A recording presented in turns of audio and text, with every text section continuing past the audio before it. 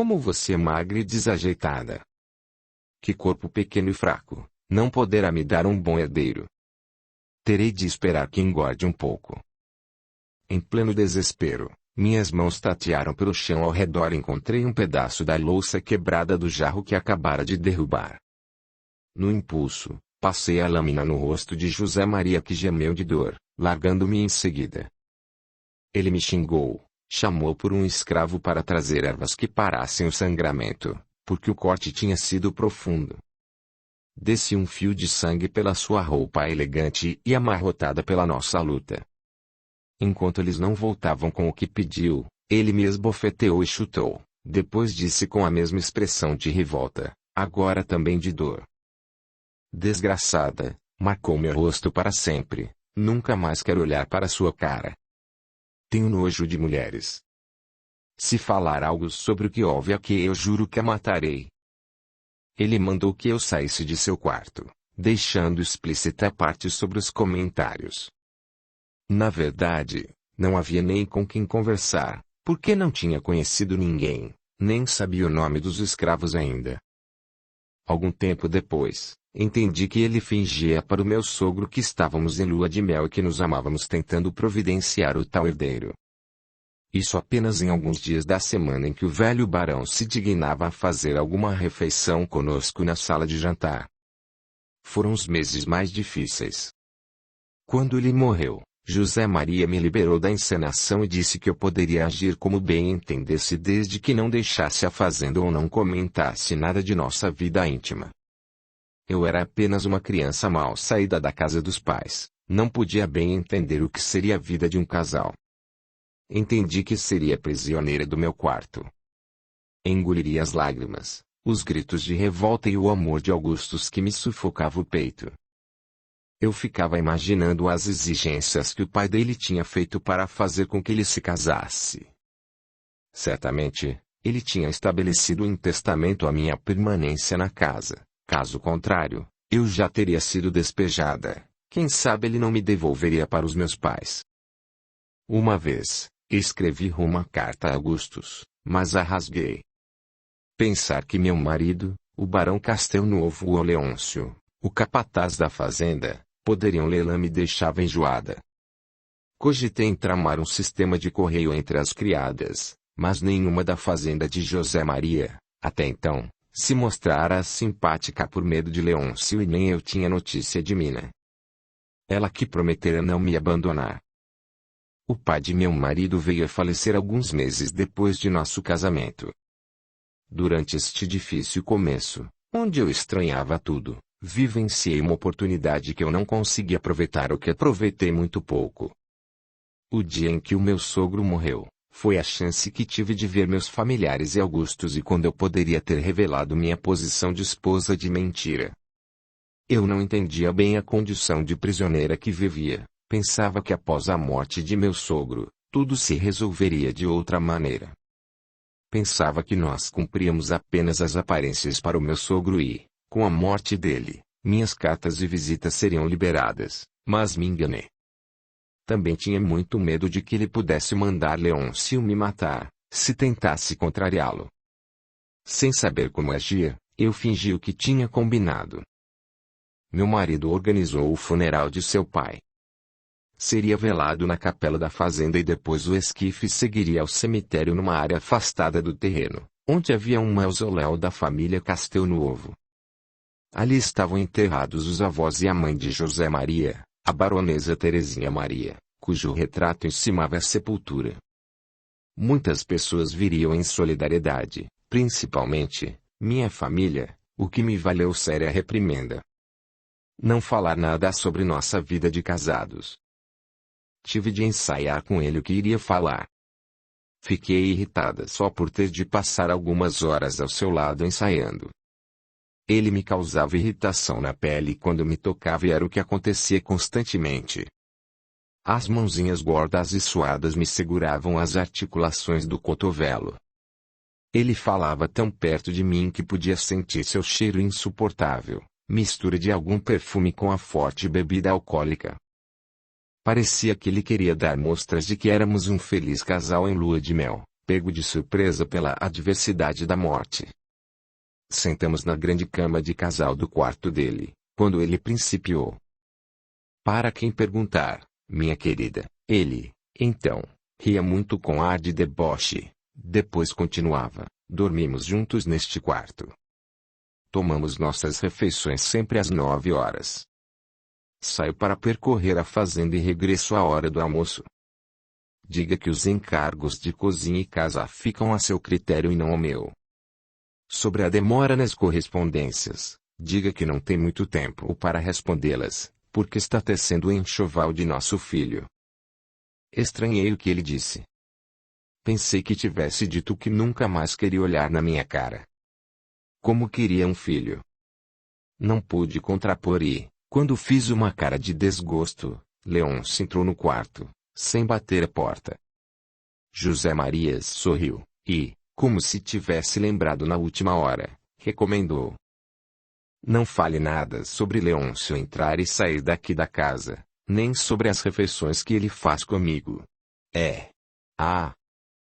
Desta vez, ele olhou comprometedoramente para Leôncio, enquanto falava. Se algum dos seus parentes resolver ficar e tiver de passar a noite, teremos de dormir realmente juntos, portanto, não convide ninguém. Não invente comidas, jogos ou passeios com eles. Você agora é minha esposa e não gosto que tenha outras companhias ou divertimentos sem me incluir. Lembre-se. Engoli em seco. Esta era a senha, teria de mandar meus parentes embora logo após o enterro. Então, ele encerrou o assunto e recebi permissão para me retirar. As visitas chegariam, pois tínhamos de velar o morto. Para me lembrar dos tempos de solteira, coloquei o camafeu que minha mãe me tinha dado de presente, no ano anterior. Era uma peça bonita e eu me furtaria de justificativas sobre joias que meu marido não me dera pelo casamento. Era também a única que Augustus tinha reparado, quando usei em uma de suas aulas e ele tinha dito que ficava bem em mim, contrastando com minha pele branca. As horas foram passando na morosidade de sempre e nada de meus parentes chegarem. Os escravos organizaram a pequena capela com os bancos nas laterais, de modo que o corpo ficou no centro, de frente para o altar. Entrei com algumas escravas que tinham ordens para me vigiar. As santas do altar, que tinham um olhar sereno como se nada a vissem, e aquela cruz no meio, com Jesus sofrendo me incomodavam muito. Eu ficava perguntando por que lembrar o seu sofrimento. Sentei próximo ao altar numa posição em que poderia ver a todos e os que quisessem me achariam facilmente para os cumprimentos. Meus parentes chegaram e com eles, como era de se esperar, meu professor. Como foi bom revê-lo em carne, osso e charme. Bem ao alcance dos meus olhos. Quando não podemos ter, mas podemos pelo menos admirar, já é um fator de alegria. Abracei a minha mãe com sentida saudade, cumprimentei meu pai com respeito, mas meu coração se descompassou e meu rosto se iluminou denunciando minha preferência, Augustus. Depois de breves momentos com minha família, outras pessoas chegaram e os chamaram até que eles se dispersaram pela capela, olhando o morto e conversando com os serviçais. Meu marido ainda não estava ali, tinha ficado na casa grande. Augustus viu a oportunidade de se aproximar, sorriu para mim de uma maneira charmosa que só ele sabia, tomou minha mão e a beijou demoradamente exclamando palavras de pesar e conforto. Depois, se sentou ao meu lado, puxando conversa. Eu sabia que nossos momentos eram breves, até que alguém se interpusesse em nosso assunto e procurei uma chance para reafirmar a ele que nada tinha mudado em meu coração. Não podia dar mais detalhes de minha vida, mas queria dar uma ideia de minha situação. Se pudéssemos ao menos nos corresponder. Senhora Baronesa de Castelnovo, quanta honra em revê-la. Sinto muito pela sua perda e de seu marido, mas tenho certeza de que o falecido está com Deus. Ele começou respeitoso e respondi. Meu caro professor, soube de sua mãe e fiquei feliz que tenha se recuperado. Queria ir conversar com o senhor na propriedade de papai, mas os afazeres da administração daqui de casa me prendem. Ele fez olhar incrédulo e surpreso, duvidando com a expressão do rosto, mas concordando com a ligeiro gesto de cabeça. Não pude me furtar de sorrir e ele me segredou virando o rosto para mim e fingindo ajeitar as mangas do casaco. Estava esperando um sorriso seu, Milena, não consigo imaginá-la como uma senhora casada. Sorrindo assim, volta a parecer com a mocinha para quem dei aula. Passaram-se uns meses apenas, mas parece uma eternidade. Prefiro me lembrar de seus atrevimentos e desobediências a ter de pensar que você é submissa a um marido. O comentário que ele fez denunciava que não tinha esquecido nossa intimidade. Gostei de ouvi-lo, mas ao mesmo tempo me lembrei de minha situação e do sigilo em torno do que não poderia deixar escapar. Não podia me revoltar ali, nem me atrever a nada, pois tinha certeza de que o barão não hesitaria em mandar-me matar. Eu o tinha enfrentado, mas sentia medo. Talvez por pensar numa forma de revelar o que sentia discretamente, demorei a responder e isso deixou Augustus na dúvida quanto ao resgate de certa intimidade que desfrutávamos como amigos. Era eu quem tinha de dar abertura a ele, mas ao contrário disso, me fechei por me lembrar das recomendações de meu marido, que entrava na capela naquele momento. Ele me viu conversando com o professor. Corei denunciando que fazia algo que ele condenaria, talvez por medo, e tudo se complicou. Augustus fez menção de se retirar encabulado diante do meu silêncio e José Maria me fulminou com o olhar reprovando minha atitude, mesmo de longe. Segurei-o sutilmente pela manga do casaco, deixando o professor numa posição que se interpunha entre mim e meu marido. Se José Maria não podia ver meu rosto, não poderia me julgar e então exclamei ainda tímida, quase num sussurro. Ah, professor, só o senhor para me fazer sorrir assim espontaneamente, numa situação dessas. Lembrou-me o dia em que estávamos nos jardins da fazenda de papai e líamos José de Alencar, sob os ramos de alguns hibiscos brancos. Ele fez uma expressão de contentamento, pois que se lembrou do dia e do assunto que tínhamos conversado. Nunca tinha pensado que poderia afetá-lo daquela maneira a referência que fiz, ainda que maquiada pelo discurso, da tarde em que trocamos confidências e ele me dera uma flor branca. Porém, logo ele se recompôs e respondeu. Senhora, nossa situação é totalmente diversa. Não sou mais seu professor, e a senhora, embora ainda jovem, não é mais a mocinha deslumbrada e adolescente. José Maria se aproximava com o senho franzido de raiva, mas as pessoas o retinham para cumprimentá-lo e isso nos deu um tempo extra. O murmurinho característico de rezas e conversas dava-nos também certa privacidade inesperada, à exceção de algumas escravas que estavam bem próximas, mas que não entenderiam as referências veladas que fazíamos. Não sou mais uma criança, se é o que quer dizer, senhor, fui forçada a amadurecer.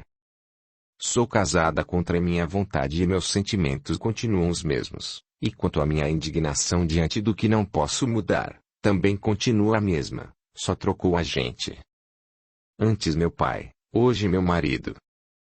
A situação toda de minha prisão ali, da proibição de meu marido de ver mesmo que fosse minha mãe, me encheu de indignação. Rapidamente, meu estado de alma se reverteu passando do sorriso ao choro.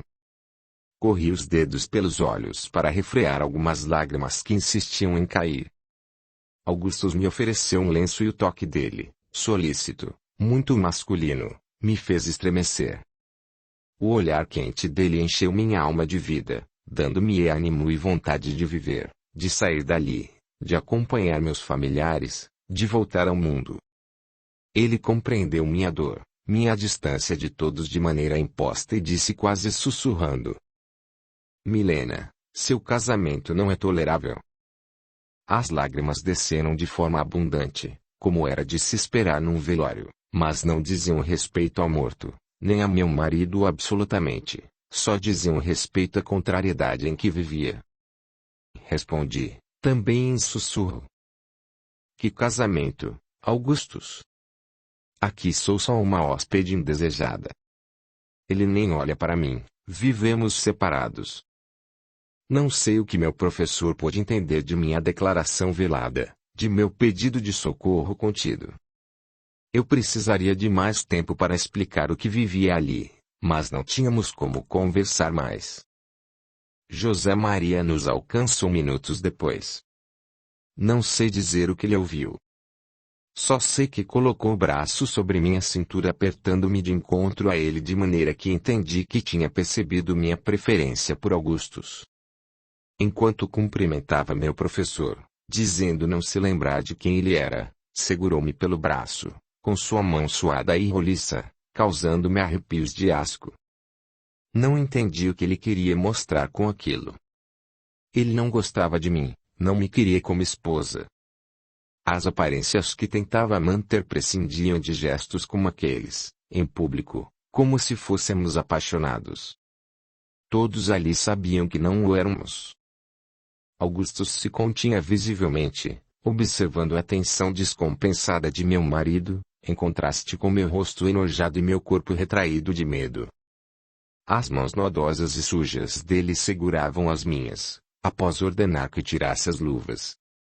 Sob pretexto de ajeitar algumas madeixas de meus cabelos, ele se deixava maravilhar por mim passando os dedos em meu rosto para enxugar supostas lágrimas, dizendo para não chorar que poderia macular aquela bela expressão. Outra hora, olhava de forma provocante para mim. Minha mãe, que talvez fosse a mais moralista de todos os presentes, incomodou-se com a indiscrição de José Maria e veio em meu socorro dizendo que se eu estava chorando poderia tomar um pouco de ar do lado de fora. Segui de braço dado com ela de bom grado, demos uma volta pela capela cumprimentando alguns vizinhos que vieram para as Isaquias e parando para que eu recebesse as condolências. 2 escravas nos acompanhavam, na certa para escutarem o teor de nossa conversa. Sinhá Francisca tentou me consolar dizendo que nos primeiros anos de casamento, os maridos ficam muito enciumados se a esposa conversa com outros homens. Que eu deveria evitar Augustus. Aqueci para não contrariá-la. Ela não fazia ideia do que ia no meu íntimo, muito menos eu poderia lhe contar. Não havia tempo, ela não seria discreta e, provavelmente, daria razão ao meu algoz. Depois ela me perguntou sobre a cicatriz que marcava o rosto de José Maria. Eu disse que tinha sido um acidente e não dei muitos detalhes. A conversa se findou.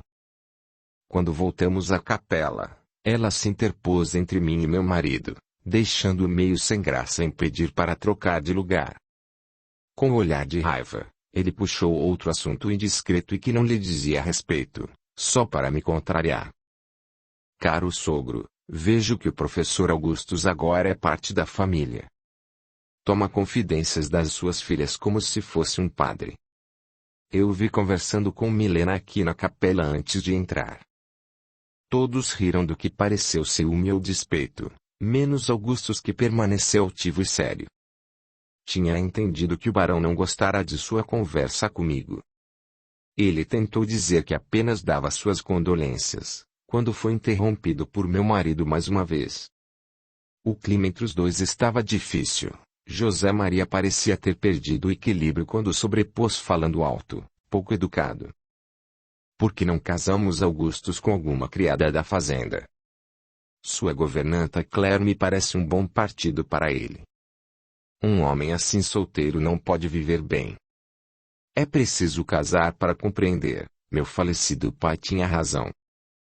Repetiu a última frase por 3 vezes, como se estivesse muito bêbado ou se lamentasse da morte do pai. O barão de S. olhou para Augustus, que pareceu engasgar levemente. Como poderia desprezar o conselho de seu genro, que parecia morrendo de ciúmes, querendo se vingar, querendo deixar o professor em uma situação difícil? Para contemporizar, meu pai disse: para mim, o professor é como um amigo da família, poderá permanecer conosco mesmo depois que minha última menina se casar. Ele educa minhas filhas com muita dedicação e, com certeza, como já viajou o mundo, deverá ter uma noiva em algum lugar. Se ele quisesse se casar com alguém da fazenda eu não me oporia, mas acho que esse tipo de pedido parte do noivo. Todos olharam para Augustus, que também se desculpou. Estou apenas pagando minha dívida pela assistência à minha mãe. Depois pretendo retornar à capital, refazer minha vida. Quanto à noiva, não a tenho em lugar nenhum. O padre Ignácio entrou na capela e as pessoas, que não ouviam a conversa, puxaram uma ladainha que findou com qualquer murmúrio. Dom Ignácio principiou a falar e Leôncio entrou sorrateiramente pela portinha lateral, enquanto José Maria se levantava para cantar. Uma missa, cansativamente longa, foi rezada com o corpo presente. Depois, o esquife seguiria para o cemitério. Em pouco tempo, meus parentes teriam de ir embora. Eu estaria novamente só, dependendo do que ele tinha entendido que contei sobre nossa vida. Seria morta. Espancada em virtude de minha indiscrição com Augustus. Por medo do que viria, sugeri um chá à minha família. Isso rendeu umas meia hora sob os olhares reprovativos de meu marido. Entramos na fazenda, tomamos o chá, mas todos perceberam que ele não estava gostando e logo pretextaram afazeres para se retirarem.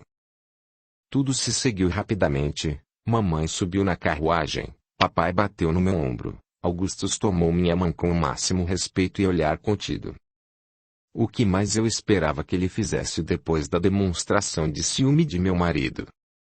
Ele disse entre os dentes: "Você tem lido o livro que lhe dei?" Entre o pavor e a irritação, localizei em minha mente o livro proibido. Não o tinha trazido comigo. Talvez nunca mais pudesse ler um livro daqueles. Não deu tempo para responder nada, apenas acenei que não, com deferência.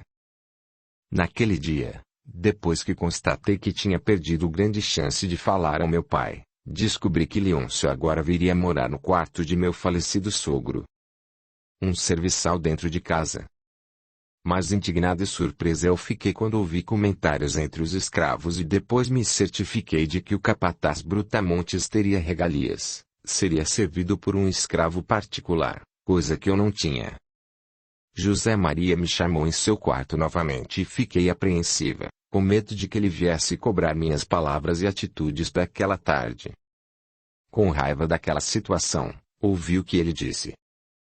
"Queridinha", ele disse debochando e rindo de mim, tocando meu braço novamente por saber que me contrariava e continuou: "Leôncio vai morar conosco aqui no quarto que foi de papai. Uma palavra sobre isso a quem quer que seja e darei um jeito para que não fale mais."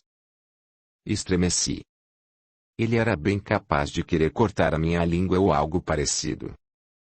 Quando ia me retirar ele continuou: "Vou me certificar para que seu professorzinho se case com a mais baixa das escravas." Não gostei nada do modo como ele olha para mim, como se me reprovasse. "Ele não tem nada conosco, muito menos com você." "Esqueça-o."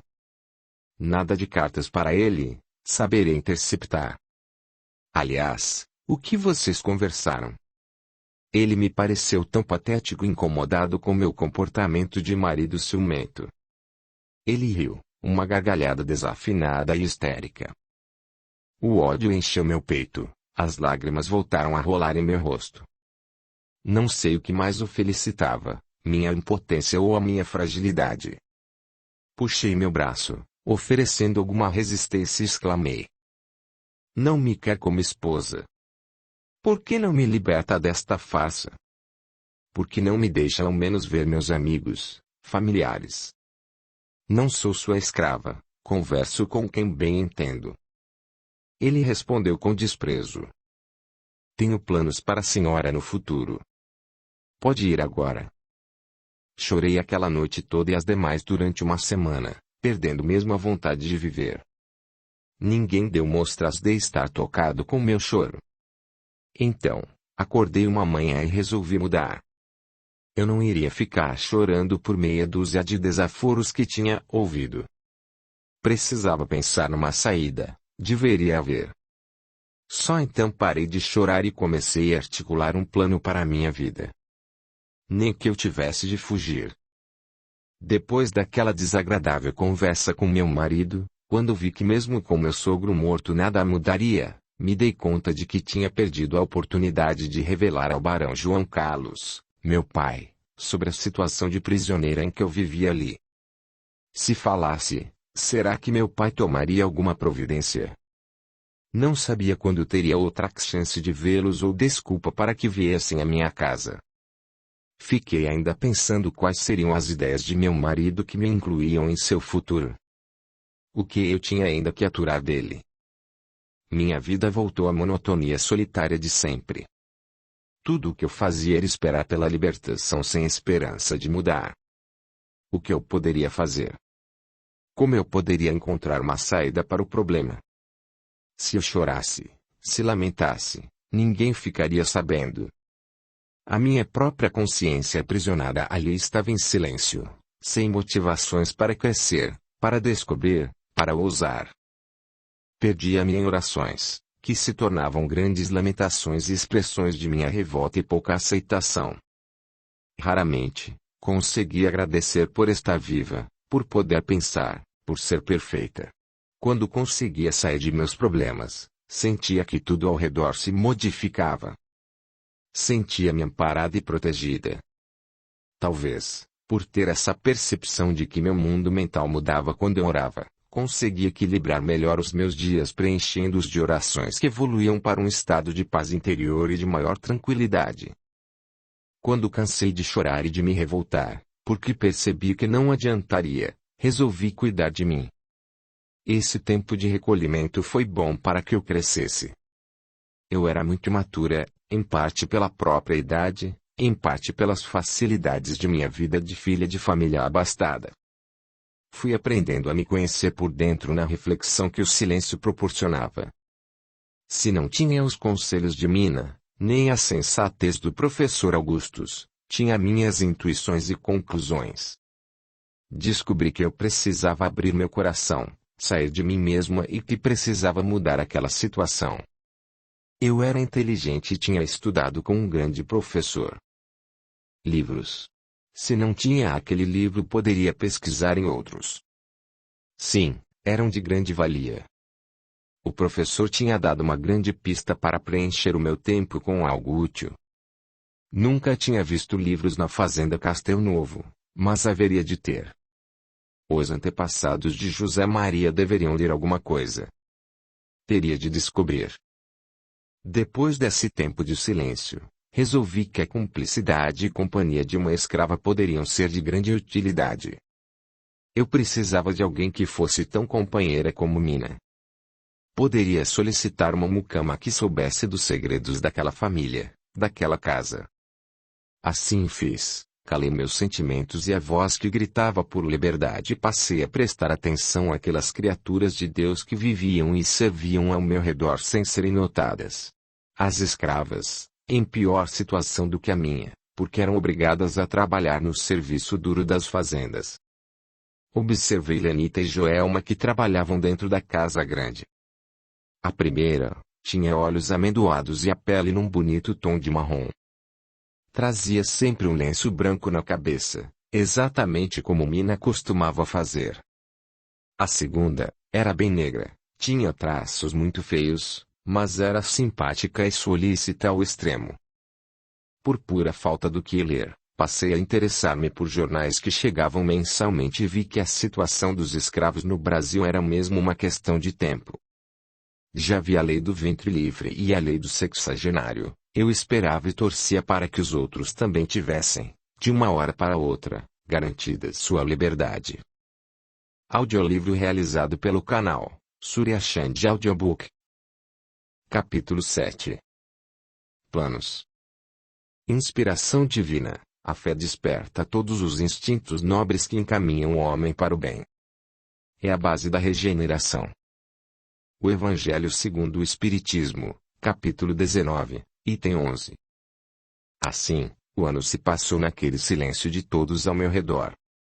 Tinha solicitado a mucama para serviços de quarto, mas não obtive resposta. Fui por mim mesma sondando se havia alguém disponível, aproximando-me aos poucos delas.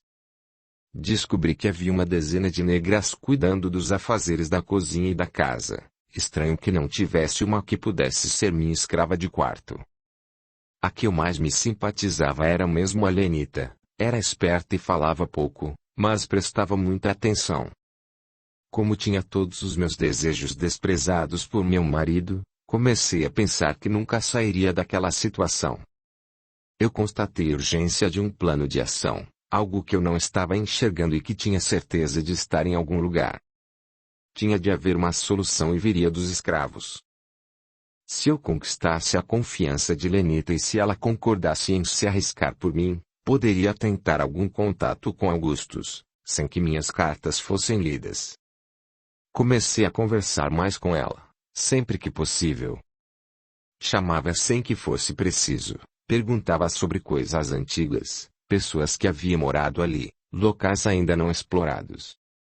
A primeira coisa de que me lembro ter perguntado foi se ali não havia mesmo uma biblioteca. Ela não soube responder, somente que nunca tinha entrado em uma para limpar. Fiquei triste ao saber disso. Havia mais de um ano que nem ler eu podia. Percebi que alguma coisa começou a mudar, quando, numa tarde, escutei uma conversa de vozes alteradas. Eu estava tomando a refeição na sala de estar. Eu usaria a biblioteca para ficar perto de algum conhecimento e longe de José Maria, mas a fazenda não possuía mesmo uma. Ele mesmo me tinha dito isso no dia anterior. Eu estava limitada a alguns dos meus próprios livros que trouxera no dia das núpcias sem saber que não poderia buscar mais nenhum. Como não podia sair nem para fazer compras, porque ele cortara também as possibilidades de comprar tecidos para roupas e apetrechos femininos, nem roupa nova eu tinha, muito menos comprar livros. Cada vez mais eu me sentia numa prisão. Resolvi espionar e foi assim que me aventurei pelo corredor como bisbilhoteira naquele dia e fui até o gabinete dele para ouvir um pouco o que se passava. Era mesmo uma discussão. Leôncio estava no que me pareceu uma crise particular, sofrendo, porque meu marido partiria em viagem por 3 meses para ultimar alguns negócios. Ele queria ir junto, mas o fardo precisava ser dividido pelos dois. Levei um tempo para concluir que o fardo era eu.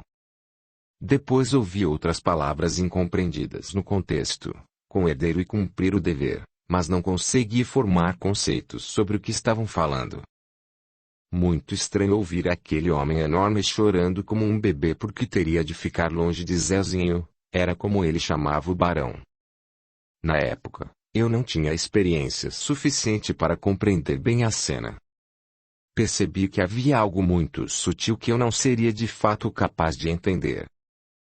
Todos morriam de medo de Leôncio, inclusive eu, e corri para a sala de estar antes que ele abrisse a porta e desci comigo ouvindo o que não deveria. No meu caminho apressado, encontrei Lenita que vinha na direção oposta com uma carta na mão. Embora tivesse ordens para levar toda a correspondência para o escritório, ela me entregou aquela carta. Talvez porque percebeu meu estado meio depressivo ou talvez por odiar Leôncio que batia nelas. O fato é que ela tinha percebido como eu vivia e quis ajudar. Sorri para ela, confirmando minhas suspeitas, bem poderia encontrar ali a amizade esperada. Enfiei o envelope pelo decote até que ficou amassado entre as dobras e rendas das roupas íntimas e corri para o meu quarto. Não queria mesmo ver a cara de desprezo de meu marido, ou a carranca de carrasco de Leôncio. Certamente, ele mataria a Lenita de pancadas se descobrisse uma traição daquelas. Com certeza, era uma carta de Augustus, embora polida e deferente por saber que eu não tinha autonomia ali, poderia conter alguma esperança. Passei a chave na porta e depois de me sentir segura no meu espaço, abri o envelope, desamassei com as mãos o papel e li a letra caprichada de Augustus. Prezada senhora baronesa de Castelnovo. Espero que a senhora esteja bem de saúde, assim como seu marido. Mais uma vez tento me comunicar com a senhora, mas temo que nossa correspondência esteja sendo extraviada, pois sua mãe consegue sua resposta, embora muito tempo depois, mas eu não consigo. Após aquele dia no funeral de seu sogro, seu pai propôs oficialmente que eu aceitasse Claire como esposa, assim garantindo minha permanência na fazenda, mesmo depois que suas irmãs partissem em destinos como o seu. Tenho ainda muitas dívidas a quitar com seu pai, que me adiantou o dinheiro do tratamento de minha mãe, e, posteriormente, pagou também um enterro digno. Sinto informar que minha mãe veio a falecer logo após o enterro de seu sogro. Tenho agora, então, a oportunidade de quitar minhas dívidas, conforme propôs o seu pai, dando-me de presente de casamento parte do dinheiro que me adiantou. Como me habituei às nossas conversas e a ponderar suas ideias, assim como ponderou, com cuidado, as minhas, em relação ao seu casamento, gostaria de saber o que a senhora pensa disso, antes de dizer que concordo com o desejo de seu pai, pessoa a quem estimo e não gostaria de contrariar. Sem mais para o momento, despeço-me, cordialmente. Augusto César Andrade Ribas, Barão de Caligari. Li e reli a letra certinha de meu professor, e como eu tinha saudade dele. A data era atrasada. Não era possível que de um lugar tão próximo como a fazenda de meu pai uma carta demorasse tanto a chegar. Tenho certeza de que alguém da fazenda Paraíso tinha conseguido trazer até os pórticos de meu marido. Isso demoraria no máximo algumas horas, mas dali da porteira, Leôncio poderia ter escondido em algum lugar, liberando uma semana, um mês depois, ou mesmo somente depois de lida por José Maria. Tinha que descobrir o que acontecia com as outras cartas. Aquelas que nunca chegavam. Esperei alguns dias para o meu marido viajar a negócios e comecei a exercer meu plano de expandir os horizontes. Passei a fazer passeios. Eu não podia sair da propriedade, que não compreendia apenas a casa, pois o terreno era enorme. Escolhi Lenita como acompanhante, já que não poderia ir sozinha. Ela conhecia melhor os caminhos e tinha se mostrado amiga, se arriscando por mim. Seria uma boa oportunidade de conversar muito com ela. Se não poderia ter uma mucama, poderia ter uma escrava de confiança. Descobri o que acontecia realmente com as cartas. Lenita me contou que algumas que chegavam por mensageiros eram destruídas na porteira mesmo. Outras eram trazidas e avaliadas pelo meu marido. Algumas, de minha mãe, conseguiam passar pela censura. Havia uma gaveta no armário do gabinete cheia de cartas para mim e outras minhas que não foram enviadas. Ela tinha interceptado aquela, que caíra do meio das outras num canto da escrivaninha. Lenita estava cansada de apanhar de Leôncio e pedia que eu a enviasse à fazenda de meus pais para algum mandado e ela não pretendia voltar. Pedi que ela não me deixasse. Com seu jeito manso, reclamou. Sinhá Milena, não suporto esse homem, o seu Leôncio. Parece até que já o conhecia antes, aquela cara de cavalo e a mão peluda que me bate, parece que já me bateu muito antes, que já me acariciou também. Isso me dá arrepios. Eu também não, Lenita. Tenho-lhe verdadeiro horror. Acho-o bruto, mal educado e com índole má. Parecendo sempre querer se aproveitar do próprio tamanho para nos assustar. Olha para mim com expressão de nojo. Quem ele pensa que é? Nossas conversas não iam muito além dos lamentos aos planos de fuga que articulávamos em conjunto. Quando Lenita me falava de como era antes de minha chegada, eu pensava que estava mais presa do que supunha. Certamente, ajudaria Lenita a fugir na primeira oportunidade. Tinha de ser algo muito bem planejado e não poderia envolver muito as pessoas amadas para que não as comprometesse. Pensava no que tinha acontecido a Augustus, forçado-o a casar contra a vontade, em represália a simples ciúmes de meu marido. Eu teria de fazer muito melhor do que simplesmente reclamar. Tinha de pensar num plano de fuga que não envolvesse a parte mais importante para José Maria, seus negócios, seus lucros, seu investimento. Teria de ser algo discreto ou ele me perseguiria e me mataria. A ideia ia tomando forma. Andando pela propriedade Castel Novo, eu tentava conhecer a região, procurava um caminho para encontrar alguns dos meus parentes ou escravos. Numa dessas tardes, chovia. Não pude sair e fiquei presa à fazenda. Passei a explorar alguns cômodos onde ninguém entrava. Havia uma sala que sempre estava fechada. Tentei sondar, mas ninguém sabia nada sobre aquela sala. Sorrateiramente, chamei Lenita e me esgueirei pelo lado da sala proibida. Forcei a porta que não estava fechada. Ela rangeu um pouco, mas abriu e para minha surpresa era uma sala aconchegante e visivelmente feminina. Logo me deparei com meu paraíso particular, um oásis no deserto em que eu vivia. A sala era ao estilo florentino, muito bem decorada, com bom gosto e requinte. As cortinas em péssimo estado deixavam entrever o alpendre, por uma porta lateral envidraçada e suja. Era um cômodo muito bem organizado, aproveitando a mobília antiga, pena estar tão empoeirado. Havia uma mesinha redonda com duas cadeiras estofadas em veludo vermelho, uma canapé ao contrário da luz natural, para recostar e ler. Uma das paredes era composta por uma estante, para minha felicidade, repleta de livros. Imediatamente, conferi os títulos, certificando-me de que estavam em bom estado. O que faziam ali? Abri uma das obras que tomei ao acaso e li um nome que me pareceu ser da mãe de meu marido. Baronesa Terezinha Maria de Fialho Castelnuovo. Na gaveta de um criado mudo havia também uma foto dela, era parecida com José Maria. Para minha sorte ou para provar que ninguém está desamparado quando tem uma fé, eu orava todos os dias. Alguns dos livros eram filosófico-religiosos dentro da doutrina que meu professor tinha tentado me instruir. Autores de quem eu nunca ouvira falar, mas fui percebendo o valor de suas obras quando fui lendo. Camille Flammarion, Arthur Conan Doyle. Meu coração mostrou que eu estava viva quando procurei pelo livro proibido que eu sabia que poderia estar entre aqueles. Corri os dedos pelas lombadas e fiquei na ponta dos pés para ler os que estavam mais altos, conferindo o meu tesouro, descia os livros que estavam embaixo na prateleira cheia de portinhas. Ansiosa por reconhecer aquele livro em especial e lá estava. A capa verde, as letras douradas.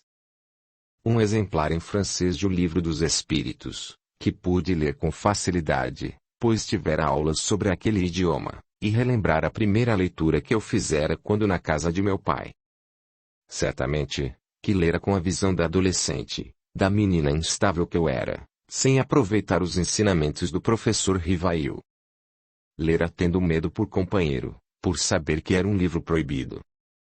Agora tinha outra oportunidade para compreender, lentamente, os ensinamentos ali contidos, outra visão um pouco mais amadurecida. Lenita limpou a sala às escondidas e passamos a usá-la. As outras escravas não quiseram entrar ali porque afirmaram ser um lugar assombrado. Ri da ignorância delas, mas aquela suspeita ficava ecoando em minha mente, enquanto eu lia os difíceis textos em francês. Certo dia, Lenita se sentou no batente da porta, tipo balcão, que dava para o alpendre lateral da fazenda, sem se atrever a sentar ao meu lado mesmo que eu insistisse, dizendo que não era a postura de um escravo. Eu lia os textos e tentava traduzi-los para ela e para mim, enquanto me acostumava a línguas e aos conceitos. O fenômeno da mediunidade aconteceu diante dos meus olhos assustados. Lenita, no impulso, se levantou e assumiu ares de senhora, olhar distinto, porte ereto e vocabulário erudito. Sentou-se do outro lado da mesa e disse enquanto seus olhos estavam distintamente abertos. Chamo-me Terezinha, aqui onde estou não costumamos usar títulos de nobreza, mas fui baronesa nesta fazenda. Não me importa o que a senhora leia meus livros, confesso que há muito esperava que meu filho desse um destino útil a eles. Vejo que foi a senhora que se interessou, por favor, aceite-os de presente. Comprei-os em uma viagem que fiz à França, quando estavam sendo lançados pelo professor de Lyon. Frequentei a Sociedade Parisiense de Estudos Espíritas em razão da perda de um filho. Assim trouxe a novidade para o Brasil e para esta fazenda. Lenita continuava com ares distintos. Imediatamente, reconheci na fala do espírito, A entidade que teria sido mãe de José Maria e respondi com dificuldade. As palavras tremiam em minha boca. Eu falava com um espírito, mas tentei parecer natural. Sou Milena, senhora baronesa Castelnovo, e confesso que estou encantada com a nova filosofia de seus livros, os quais já tinha lido, mas não tinha dado a devida atenção. Eu sei, pois vejo o que acontece nesta fazenda e estou aqui para ajudar com permissão do alto, e se puder ser por meio do conhecimento espírita, melhor. Sei todos esses livros de cor e ainda estudei outros mais completos aqui onde estou. Estou ciente de sua situação, minha filha, e não pense que suas orações não são ouvidas. Pois a sua voz se junta à minha que pede todos os dias pelo abrandamento das intenções de meu filho, que só pensa em vantagens materiais. Entristeço-me e não acho acesso ao coração dele. Ela fez uma pausa e depois continuou. Antes disso, fomos mãe e filha, em tempos difíceis do passado. Fomos incompreendidas em nossa época, que não convém a você se lembrar. Resta o amor que nos uniu na adversidade, num tempo em que as mulheres eram mais respeitadas do que agora. Nesta encarnação aprendi muito e gosto sempre de relembrá-la. Saiba que sempre poderei vir buscar você em sonho para que se lembre de como fomos felizes juntas.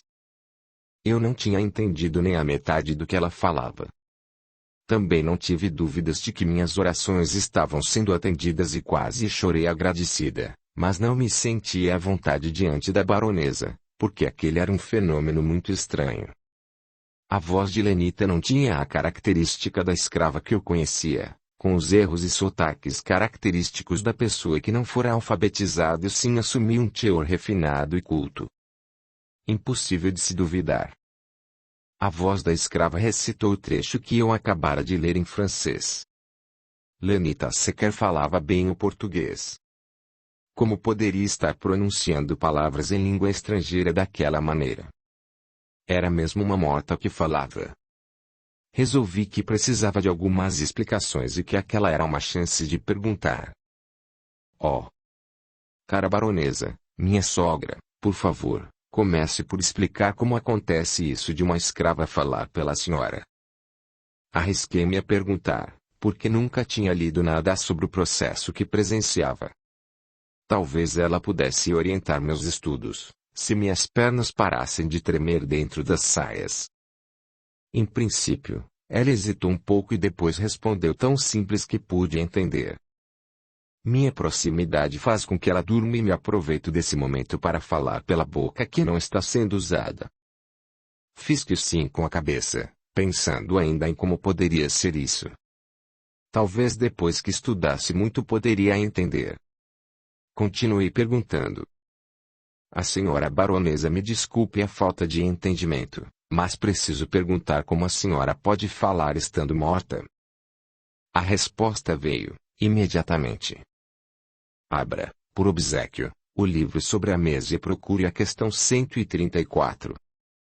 Folheei o livro dos espíritos, com dedos trêmulos e li em francês. 134. O que é alma? Um espírito encarnado. 134. Ah, o que era alma, antes de unir-se ao corpo? Espírito. A voz de Lenita concluiu com maestria, respondendo ao que eu tinha perguntado. Ou se vive como alma ou como espírito. A morte não existe. Pensei por longos minutos sobre a resposta e nem percebi que a baronesa tinha ido embora. Quando voltei a olhar para a cadeira à minha frente e tirei os olhos do livro, percebi que Lenita estava adormecida debruçada sobre a mesa. Temi acordá-la e esperei um bom tempo, ainda com o que tinha acontecido em mente. Nem é preciso dizer que passei a frequentar a salinha de minha sogra todos os dias e entre os livros escolhia um para levar para o meu quarto e ler à noite até pegar no sono. Quando terminava minhas excursões pelos recantos da fazenda e ninguém estava por perto, voltava para lá, o meu local predileto. Eu passeava com Lenita toda a tarde, assim que conseguia despistar Leôncio e algumas escravas ciumentas e bisbilhoteiras, voltava para estudar. Muitas vezes, O fenômeno mediúnico acontecia e eu orava agradecida. Em uma tarde de passeios eu vi, ao longe, o rio que banhava a fazenda Castelo Novo e era o mesmo que chegava até a fazenda de meu pai. Talvez, descendo pela lateral, eu conseguisse chegar às minhas terras de família e conseguisse contar a alguém sobre o meu problema. Teria de tentar numa manhã bem ensolarada em que ninguém desconfiasse mais dos meus passeios. Mostrei a direção a Lenita e contei a ela os meus planos. Fugiríamos juntas quando houvesse oportunidade. Talvez enquanto José Maria se distraísse com as vendas ou quando Leôncio estivesse ocupado com a colheita e tirasse a atenção de nós. Ficaríamos atentas, ela na cozinha, com ouvidos acurados e eu dentro da casa, escutando atrás das portas. Quer apoiar o canal? Seja membro, deixe o seu gostei, e se inscreva, para que o YouTube possa avisá-lo das próximas postagens, e assim também, que estes audiolivros cheguem a mais pessoas. A gratidão é o caminho da evolução. Capítulo 8. Descobertas. Os laços de sangue não estabelecem necessariamente os laços espirituais. O corpo procede do corpo, mas o espírito não procede do espírito, porque este existia antes da formação do corpo. O Evangelho segundo o Espiritismo, capítulo 14, item 8. Era a madrugada. Um galo começava a cantar e eu despertei em meu leito macio com uma certeza de que havia algo que eu precisava saber. Confesso que não tinha planejado sair do meu quarto no meio da noite para mexer na gaveta do gabinete de meu marido aproveitando sua ausência, mas depois que o fiz, a ideia me pareceu genial. Caminhei pelo corredor iluminado pela vela do castiçal que carregava. Procurava não esbarrar em nada. Esgueirei-me pela porta do gabinete e pus a vela sobre a escrivaninha. Sentei-me na cadeira e comecei a abrir as gavetas e examinar o conteúdo. Papéis, livros de contabilidade da fazenda, documentos de escravos, notas de vendas. Abri e fechava calmamente, como se estivesse em meus próprios aposentos. Entre a papelada encontrei um envelope com o testamento do barão Castelo Novo, que falecera. Ele era bem explícito quanto ao casamento do filho antes que ele falecesse. Queria um neto que seria o seu verdadeiro herdeiro. Caso contrário, o filho dele, a quem julgava muito imaturo, receberia apenas uma parte que circundava a casa grande. Eu li as especificações do pequeno terreno, e a outra parte da fazenda seria doada para a igreja na figura de Dom Ignácio, da congregação franciscana que edificara um templo não longe de nós. Dobrei, rapidamente, o documento e coloquei de novo dentro da gaveta pensando. Descobri a trama de José Maria. Essa era a parte do papel que eu ainda teria naquela farsa que vivíamos. Deveria gerar um herdeiro. Ter um filho dele que fosse o legítimo herdeiro. Quando ele me quisesse por esposa. Vi sobre o balcão um jornal dobrado que me chamou a atenção. Falava que a princesa Isabel tinha assinado uma lei que libertava os escravos no último dia 13 de maio.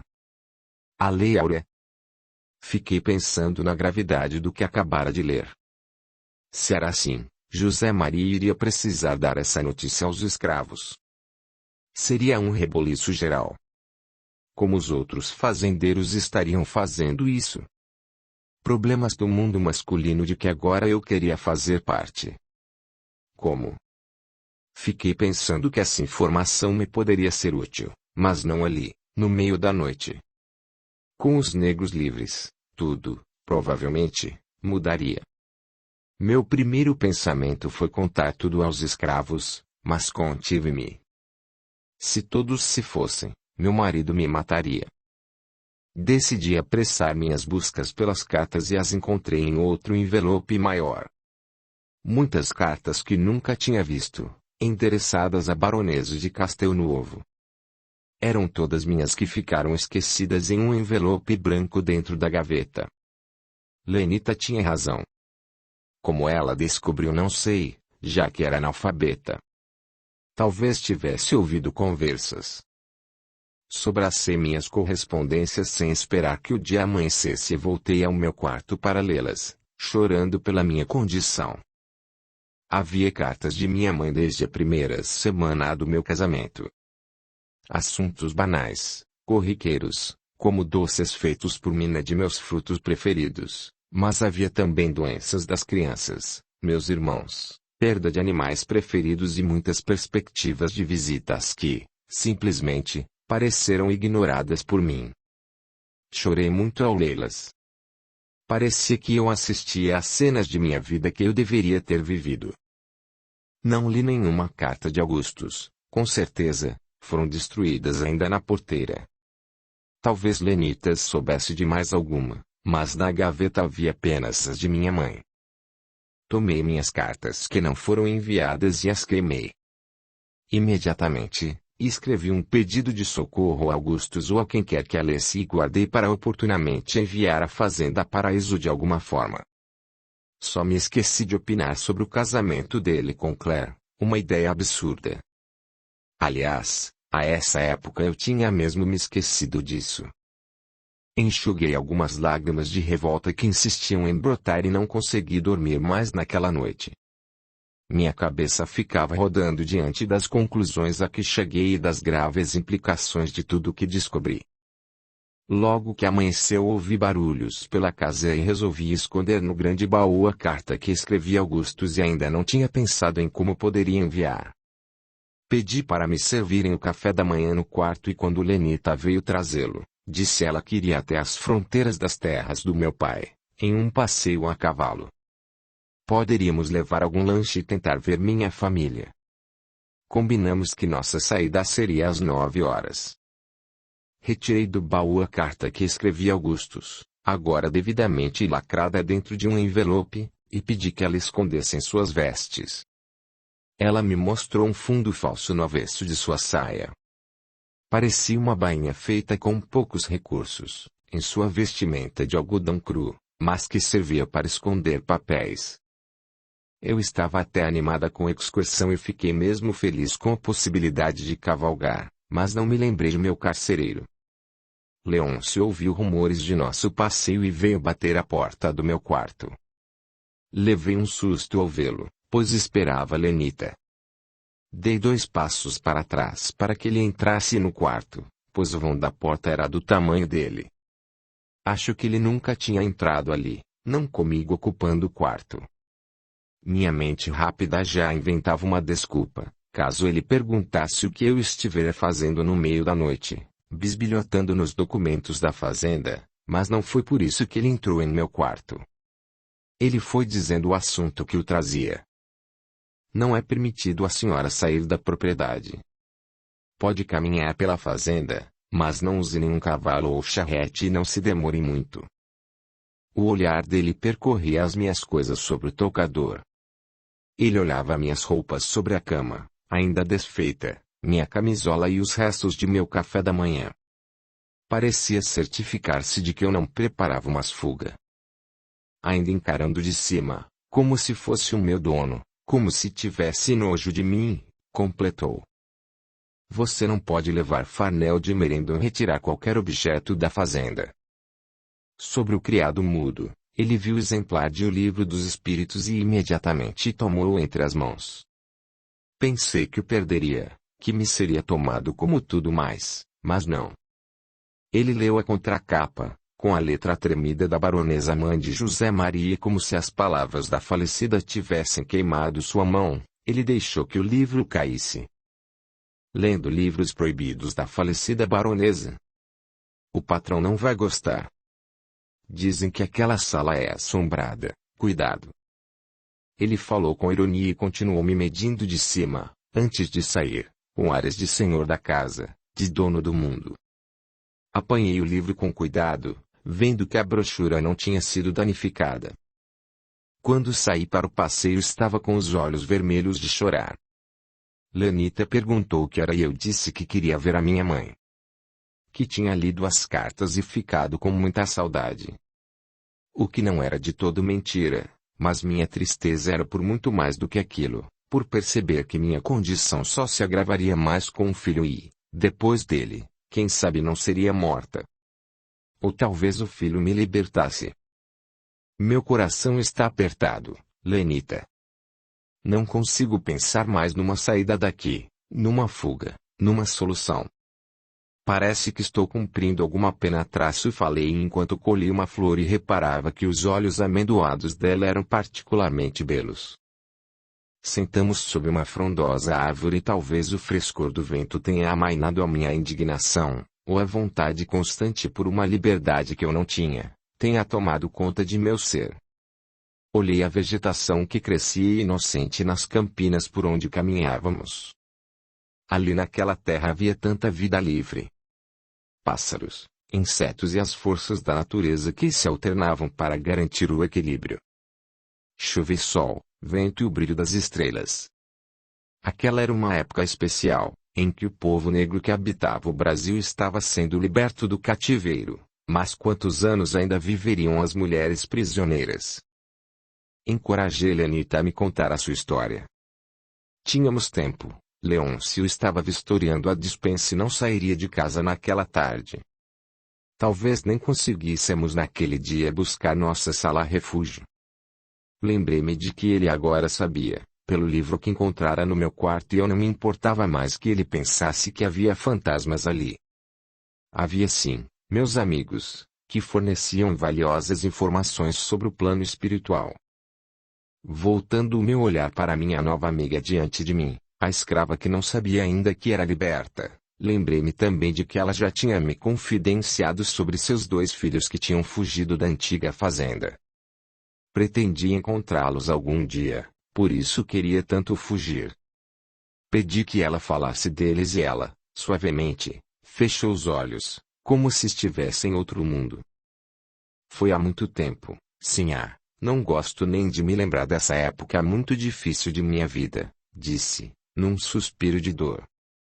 Oh! Lenita, se vai trazer lembranças ruins, então esqueça que pedi. Assim a quer saber? Vou contar. Foi há tanto tempo, nem me lembro do rosto deles direito, talvez nem os reconheça hoje, eram tão jovens e já trabalhavam muito pesado. Éramos, de certa forma, felizes porque estávamos juntos. Bom, conheci meu companheiro Antério na fazenda Sonho de Esperança, onde nasci e cresci. Pertencíamos aos barões de Boaventura. Com este escravo tive 2 filhos grandes e fortes que ainda criança faziam pequenos serviços. Ela fez uma pausa no que contava, sorriu contraindo levemente o rosto, como se evocasse poucos momentos felizes de seu coração, e isso a encorajou a seguir. Quando ainda nova, fui trabalhar na casa como mucama da senhora e tinha certas regalias junto aos senhores. Aprendi a costurar e isso mais tarde foi bem útil para minha permanência na fazenda.